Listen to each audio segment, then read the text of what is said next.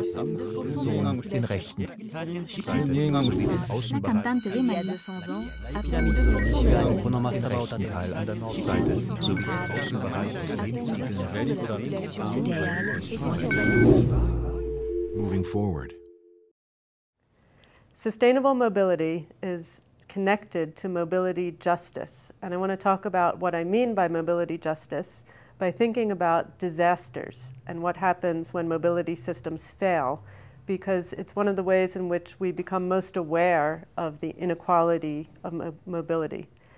And when we think of sustainability, it's often described as having three pillars or three legs. One is ecological and the sort of environmental sustainability.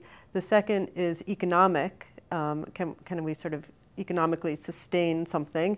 And the third has to do with social sustainability, which concerns democracy and equity and fairness. So when we talk about sustainability and sustainable mobility, we need to think about all of those, environmental, economic, and social justice, as part of what makes something sustainable.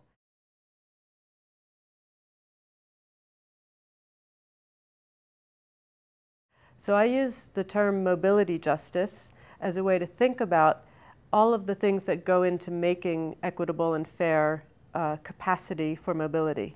And on the one hand, it begins with self-determination of movement. And for me, because I've studied the history of slavery and emancipation, slavery is the extreme example of non-self-determination of mobility, where you are trapped by someone else. Think of being in chains or in prison. That's a situation where you have no self-determination of movement.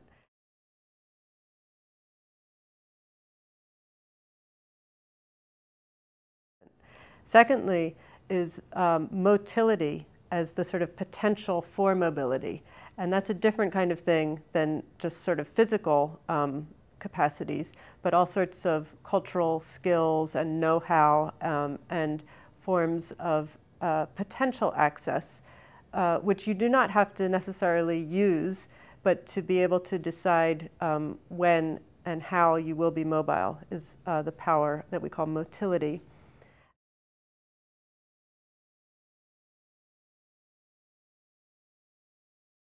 Finally, I also refer to the idea of mobility capability, drawing on the capabilities approach, which is that we have not just a right to mobility, but we need to ensure people's capabilities for mobility. And those three things together, self-determination of movement, motility, and mobility capability, make what I call mobility justice.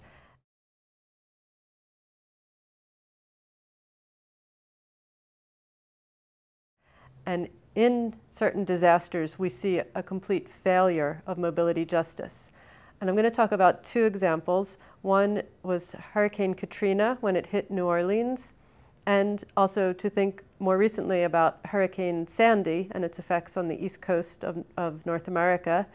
And then the second example I'll turn to is the earthquake in Haiti in January of 2010. So learning from New Orleans after Hurricane Katrina, we saw a city that was completely flooded, and more recently in Hurricane Sandy, we saw lower Manhattan completely flooded and parts of the outer boroughs of Manhattan being hit by just so much water in a way that has been predicted. It's been expected, and yet nobody's really prepared for it when it happens. When a transportation system gets completely shut down, we can see that natural disasters, yes, they affect everybody, but they affect the poor and the kind of marginalized areas more than the center and the places of power and the people who have higher mobility potential. So in New Orleans, we saw the levees overflow, especially into the poorer neighborhoods, and we saw roadways knocked out, and that the people who were able to evacuate were those who had access to cars and could get out quickly. And the people who did not have cars, who maybe did not even have bus fare or a place to go to, they were the ones who were left behind.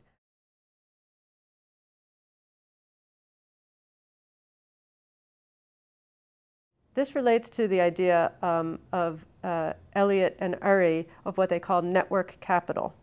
And network capital means all the things that go into the capacities to be mobile.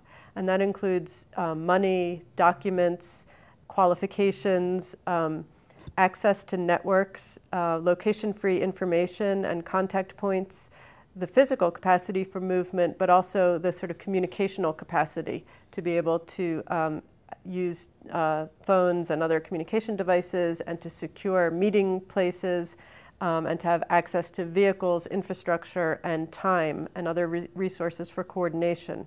Those are all the forms of network capital that are missing for the people who are left behind in a disaster like Hurricane Katrina. And so, as it was reported on at the time, for example, the New York Times wrote that the victims were largely Black and poor, those who toiled in the background of the tourist havens, living in tumble-down neighborhoods that were long known to be vulnerable to disaster if the levees failed. Without so much as a car or bus fare to escape ahead of time, they found themselves left behind by a failure to plan for their rescue should the dreaded day ever arrive. So there's been a lot of research within transportation studies on what some call transportation apartheid, or the sort of the question of the right to the city, who is able to be mobile and to come and go in a city and who cannot. Turning then to the January 2010 earthquake in Haiti, we have an even more extreme example of the kinds of inequalities that come to light in mobility capabilities after a disaster. I was working in Haiti with a NSF-funded research team we were working on issues of local participation in rebuilding water and sanitation systems. So I was there, the earthquake occurred in January 2010, and I was there in May and June, and then in July and August of that year. And I could really see the examples of the vast inequality in mobility. Immediately after the earthquake, the US military came in right away and took over the airport in Port-au-Prince, and they controlled it before they were even invited. And that right there lay bare the fact that air systems and access to air basically is something we are allowed to do because a military power lets civilian aircraft fly. In a disaster, civilian aircraft can immediately be grounded, and really it's the military who controls airspace. So you see right away military control of airspace. And then you see that the foreigners were able to come into Haiti to help, but people in Haiti were not able to leave. And in fact, as some refugees started to leave in small boats in the months after the earthquake, they were intercepted by the US Coast Guard and they were returned to Haiti.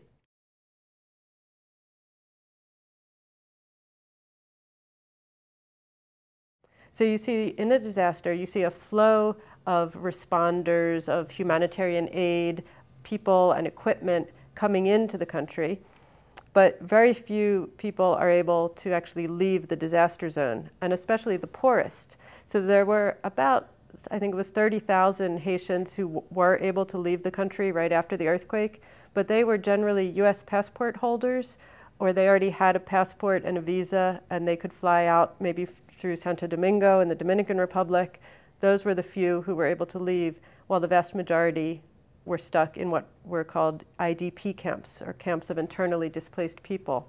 So I contrast the view from the airplane window as I'm flying into Haiti, and I have this power to have a passport, to have vaccinations, to be able to have the money to pay for a ticket, to be able to bring a smartphone, which allows me access not only to the internet, but to maps, to really good Google Earth maps of the entire geography of Haiti, that no local people had access to any of those forms of mobility or network capital.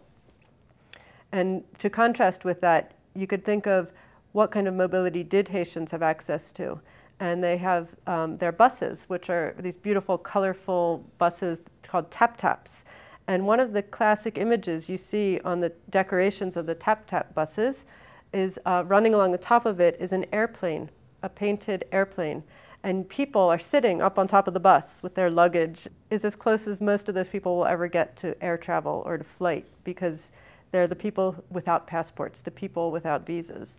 And so they end up sitting on top of a hot, dusty bus on a mock airplane, in contrast to the rescuers who were coming to help them.